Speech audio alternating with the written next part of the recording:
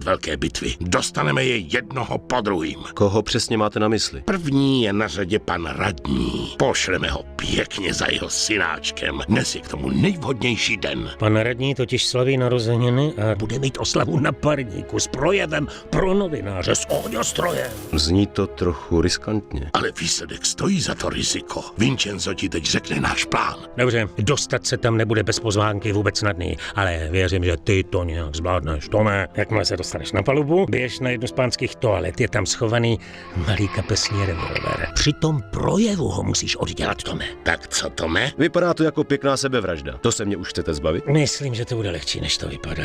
A samozřejmě, že odměna bude plně odpovídat podstoupenému riziku. Tak jsem zase tady, Ralfe.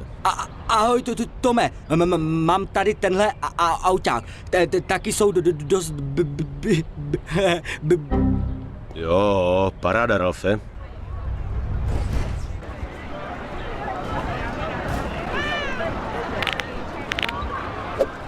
Tak na večírek se ti zachtělo! No to teda ne!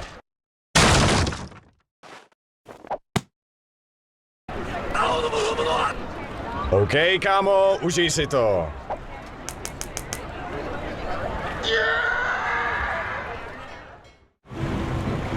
Lost Heaven vypadá takhle z dálky krásně. To nejsou vidět všechny ty chudinské čtvrti a ta žebrácká chátra a kriminálníci. Ach, chudák Karlo, nesnáší to houpání a teď určitě někde zvrací. Spíš toho moc vypil a teď to svádí na alkohol. Co to je za nápad udělat party na lodi? Bohužel posádce nenaléváme.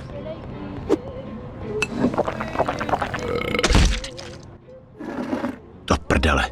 Prosím tě, nevíš, kde jsou klíče od toho rozbitého záchodu? Dej mi pokoj. Jak mám sakra vědět, kde jsou nějaký podělaný klíče? Jo, klíče od toho poblitýho hajzlu, ty má asi plavčík. Někde tu běhá. Hej, slyšel jsem, že máš klíč od záchodu na horní palubě. Neotravuj, Hele, ty klíče bych docela potřeboval, něco jsem tam ztratil. ale musíš mě slíbit, že uklidíš ten strašný bordel, co tam je, a pak mě je přijdeš vrátit. Uklidit? No jasně, spolehni se, kamaráde. Pane bože, to je smrad. Tak, kde pak jsi schovaná? Vždyť si tam vůbec neuklidil ty grázle. Myslím, že je čas. Díky a vítám vás všechny na téhle malé párty. Krátce po válce se mi narodil můj jediný syn.